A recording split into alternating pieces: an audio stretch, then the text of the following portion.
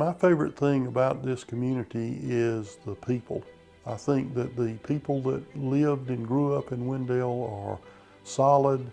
They're the backbone of our society. They're interested in supporting the community. For a small community like this, there's some really fine and important people that have made contributions well beyond Wendell.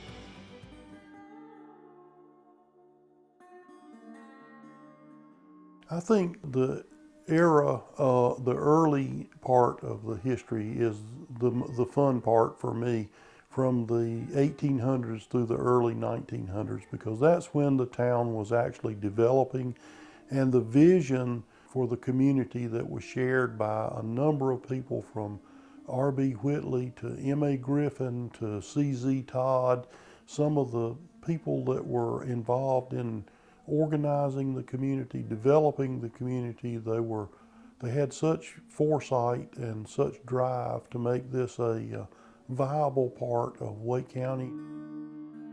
The history of Wendell dates from the 1870s and early 1880s, when the tobacco farmers in Granville County developed what's called the Granville wilt, which is a tobacco soil-borne disease that kills the tobacco plants.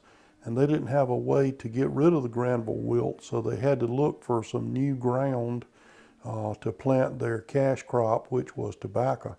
And they came to Wendell and they found that the soil type was just like it was in Granville County, and the climate was about the same. So a lot of the Granville County tobacco farmers moved into the eastern Wake County area and began to farm in tobacco. Cotton was also grown, was considered a cash crop in the area at that time. With the coming of the boll weevil, cotton dropped as a cash crop and tobacco took over, and so Wendell is known as a tobacco farming community. Wendell was pretty much isolated as a community in Wake County until the train came through. Norfolk Southern Railroad came through, was a big event for the town. It connected Raleigh with Greenville and Washington. The importance of Washington, North Carolina, was that was one of the early ports in the state. The railroad came to Wendell. One of the main reasons was to pick up gravel from the Wendell Rock Quarry. That was the major industry in the early 1900s. It employed over 200 people. They mined rock from there until the 1930s, and then later on the town of Wendell bought the site. It had filled with water, and Wendell saw that as a way to get a good supply of water for the town. And that existed for several years until the town growth outpaced the supply of water, and Wendell had to go to another system for providing water.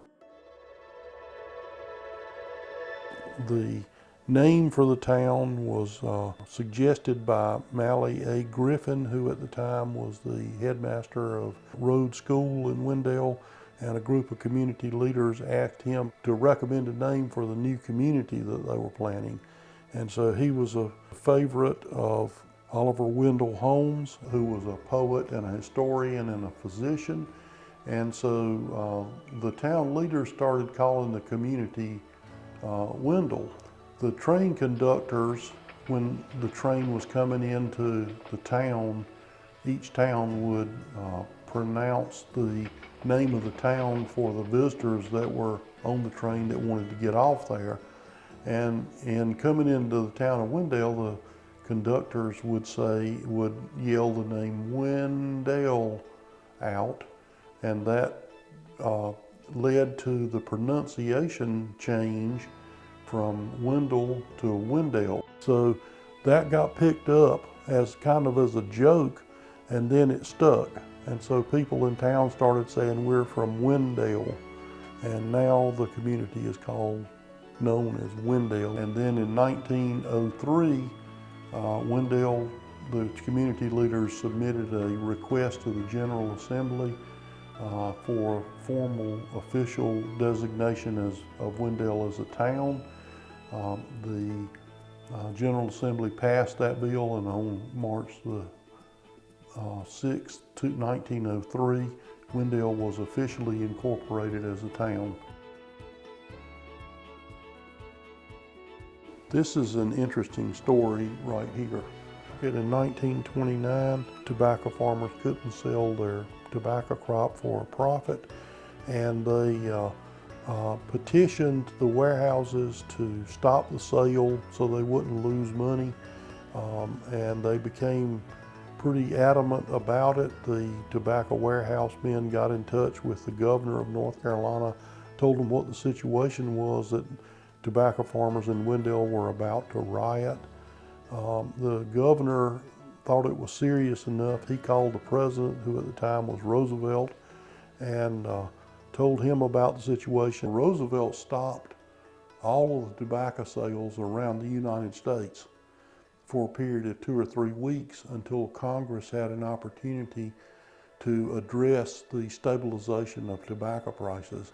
And then they revamped the program, and that program stayed in place until the 1960s.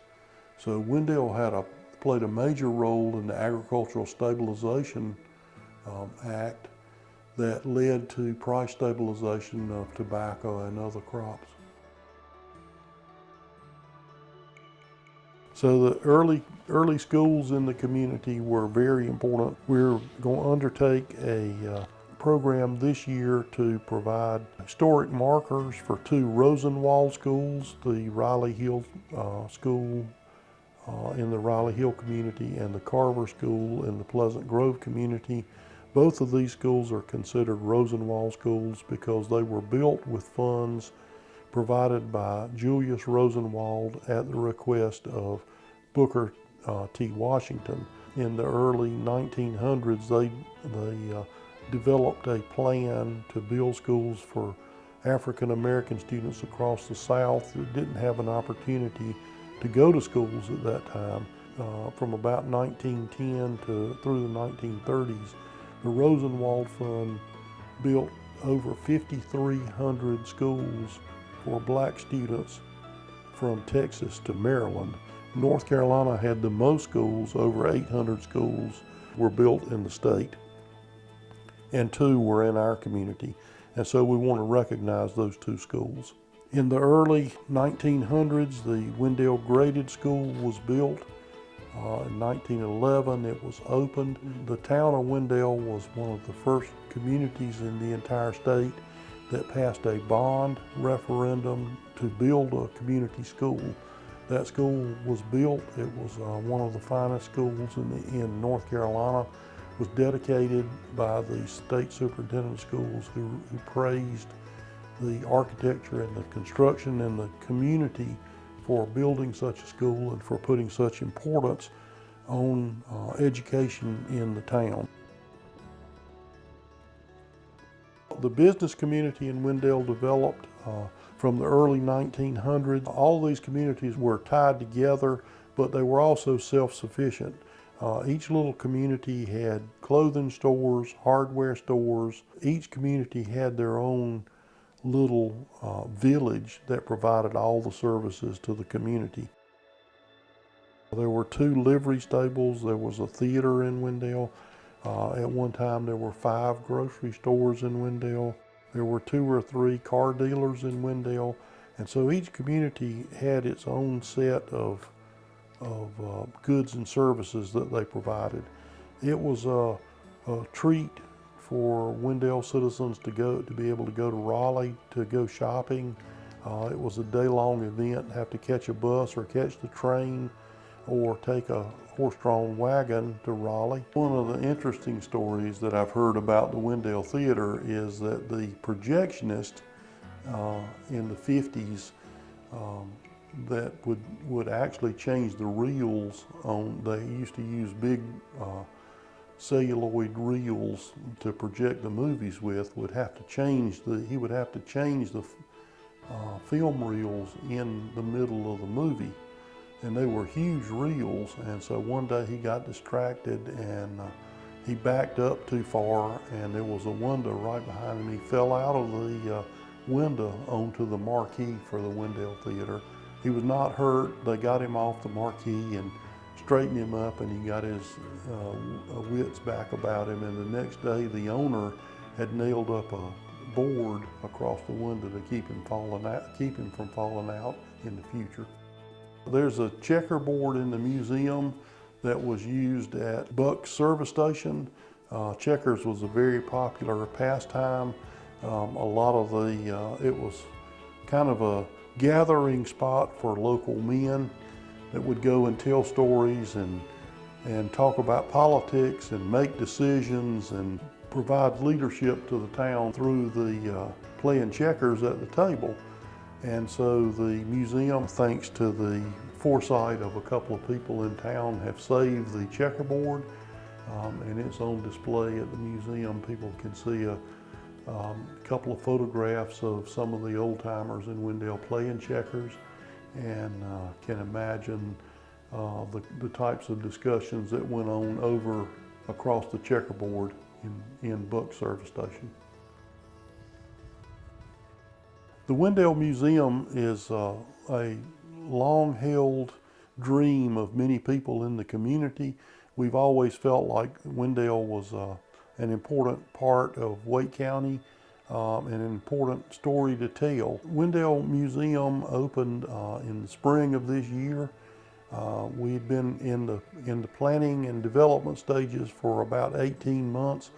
We've been collecting information and photographs and designing the exhibits and fabricating the exhibits and putting everything together. Our vision was to provide lots and lots of information and artifacts to support the information when possible. So we're heavy on information and light on artifacts, but we wanted to be contemporary, and we wanted to be a place that could fairly easily change our exhibits. The house where the Wendell Museum is located is the Alec Wall home. It was home to the smallest police chief in North Carolina and maybe the smallest in the United States.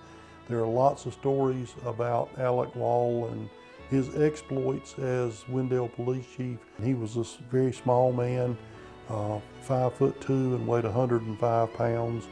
And that presented some challenges, and there are a lot of good stories about how he did his police work in Wendell. So I think people will be interested to learn about Alec Wall.